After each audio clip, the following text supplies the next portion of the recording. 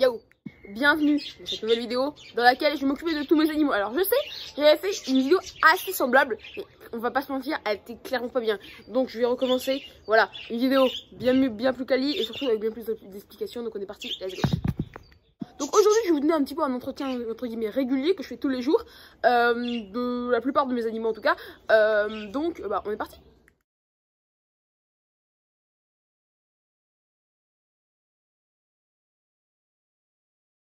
Donc voilà, donc maintenant que j'ai terminé cette étape, donc nettoyer un petit peu tous les jours. Alors, je vous donne un conseil, hein, clairement, nettoyer tous les jours. Parce que ça peut m'arriver à dénettoyer une fois tous les 2 jours, une fois tous les 3 jours, de temps en temps. Mais c'est bien plus galère et ça va être bien plus de temps. Parce que les crottes, elles vont s'incruster. Et là, c'est l'enfer. Donc les oiseaux, c'est vraiment important qu'il y ait une propreté irréprochable. Si vous voulez offrir une bonne espérance de vie, une bonne santé, c'est vraiment le critère à respecter. Voilà. Vous savez, c'est absolument pas 2 minutes de nettoyer ça. Et franchement, ça fait la différence. Allez, maintenant, on va leur donner à manger. Let's go. Donc voilà, donc maintenant j'ai simplement rempli une bouteille d'eau parce que j'ai plus de vinaigre. Donc en fait moi je mets tous les jours 1 à 2 cuillères de vinaigre pour 1 litre, pour un peu solliciter leur microbiote, vu que les oiseaux en extérieur sont un microbiote beaucoup plus performant que les oiseaux en intérieur. Ils ont un système immunitaire beaucoup plus élevé. Donc vraiment il faut encourager ça pour vraiment qu'ils résistent au maximum s'il y a des maladies éventuelles. Donc voilà, donc problème intestinaux éventuel, c'est ce qui touche pas mal les oiseaux. Donc en général je verse mes cuves, mais là il n'y a plus d'eau, donc simplement je verse là-dedans pour pas être surpris par le jet du tuyau d'arrosage. Là j'ai simplement versé de l'eau normale là-dedans et j'ai lavé les gamelles. Donc je leur mets ça et on se retrouve juste après. Donc voilà, donc là on se retrouve avec les anciennes gamelles. Donc là vous voyez que des coques, de graines. Donc je vais changer ça, je vais laver ça et on se retrouve juste après pour vous dire ce qu'il faut faire maintenant. Donc voilà, donc là j'ai changé les gamelles, donc vous voyez, et tu vas me dire, mais écoute, t'as un mélange perruche toute simple. Comment ça se fait? Eh ben, je vais te le dire. En fait, les kakariki que je suis en train de nourrir là, les 2 kakariki, et ils sont, comment dirais-je, des grandes perruches. Ce sont des grandes perruches. Et tu vas me dire, mais écoute, c'est un peu comme la calopsite, comment ça que t'achètes pas un mélange grande perruche, machin truc. Et ben en fait, c'est beaucoup trop riche. Mais attends, t'inquiète, je vais te montrer. Donc voilà, donc là c'est le mélange que je leur donne. Donc c'est un mélange perruche classique, clairement. Et là c'est le mélange que pas mal de gens leur donnent.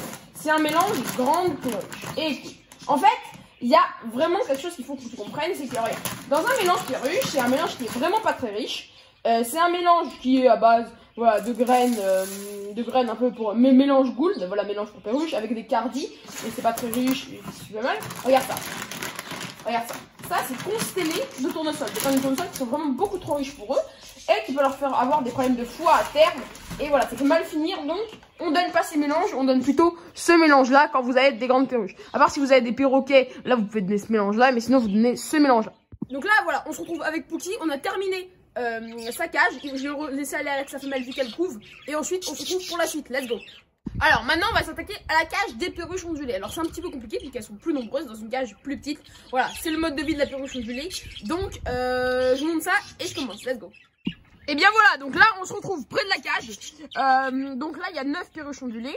Vous voyez que c'est assez crade, donc je vais vous montrer tout ça, let's go.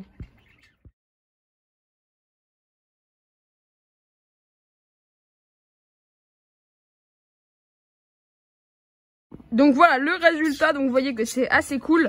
Je vous explique tout ça. Là donc voilà, donc là j'ai tout nettoyé. Donc petite technique pour nettoyer.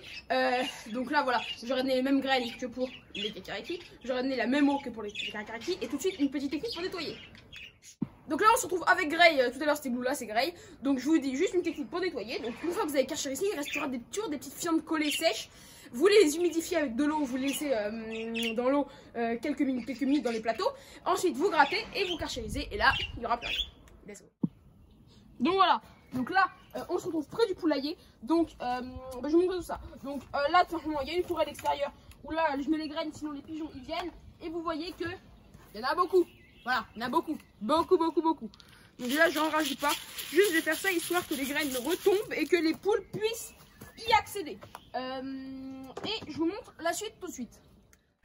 Donc en fait, là on a le pondoir. Alors là il y a Picota d'ailleurs. Bon je vais vous montrer tout ça. Donc je vais vous la sortir et en fait là on va tout simplement. Donc vous voyez là il y a Picota qui est en train de pondre. Elle a déjà pondu d'ailleurs. Elle est là. Et là on va tout simplement prendre les œufs. Voilà, tout simplement. Voilà, et ensuite, je vous dirai ce qu'il y a d'autre à faire.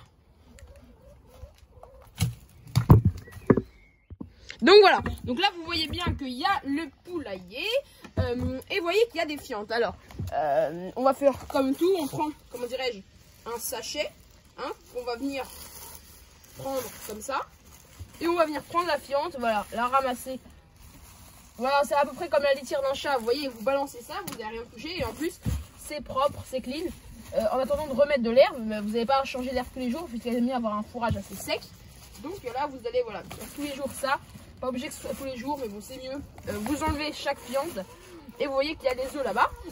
Mais avant, on va passer au suivant. C'est parti pour les poules. Donc là, voilà. Donc là, on se retrouve près de l'abreuvoir. Vous voyez qu'il n'y a plus rien. Alors, comment on fait? Ça peut être un peu dur. Voilà, c'est des abreuvoirs pour poules qui sont assez petits. Le grand, on l'a cassé. Donc, vous enlevez comme ça, tout simplement, avec le Karcher, toute la terre qui a pu s'y accumuler.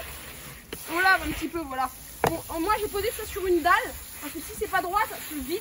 Donc voilà, c'est un petit peu embêtant. On lave un petit peu tout ça. Et voilà, on remplit ça. Voilà, vous voyez, j'ai plus de vinaigre.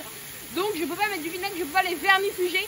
Mais bon, c'est pas grave. Voilà, je leur donne juste de l'eau, c'est l'essentiel.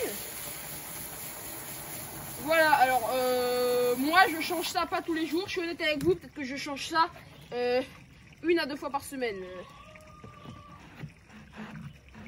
Parce qu'elles boivent pas que là-dedans, elles boivent aussi dans le bassin. Donc voilà, vous mettez le petit verseur d'eau au plus bas, comme ça, ça se débite pas. Et on passe au suivant. Vous voyez, les 2 autres poules, elles sont là. Voilà, vous les voyez. Et Picota, elle est de nouveau en train de pondre. Je m'étais trompée, elle n'est pas terminée de pondre. Voilà. Désolé Picota. Allez, on passe au suivant. Donc voilà, pour le bassin, simplement, bon, l'eau est devenue verte, c'est bien, parce que c'est un développement naturel, donc vous voyez qu'il n'y a pas de pic de nitrate, etc. Juste l'eau est devenue verte.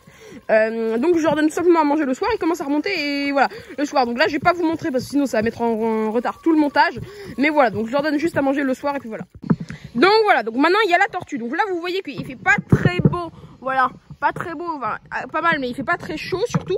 Donc la tortue n'est pas sortie. Donc là, ça sert tout simplement à rien de lui donner à manger. Si elle sort, je lui donnerai à manger, voilà, son fourrage, ses pissenlits, et aujourd'hui c'est un peu de tomates. Ça sert à rien aussi de lui donner à boire puisque elle hiverne. Enfin, elle est en petite hivernation, mais quand même, je vais quand même lui mettre à boire. Et on passe aux derniers animaux. Donc là, vous voyez, là, il y a mon aquarium aux combattants. Donc là, il y a 3 combattants qui sont à peu près comme celui-ci. Je sais pas si vous le voyez, voilà, il est là. Donc, il y en a 3, donc je leur donne à manger. Donc, normalement, là, c'est pas l'heure. Mais bon, même la lumière n'est pas encore allumée maintenant, à cette heure-ci normal. Moi, je vais leur donner un peu à manger, voilà, je leur donne un peu à manger. Même s'ils sont pas tous sortis, etc.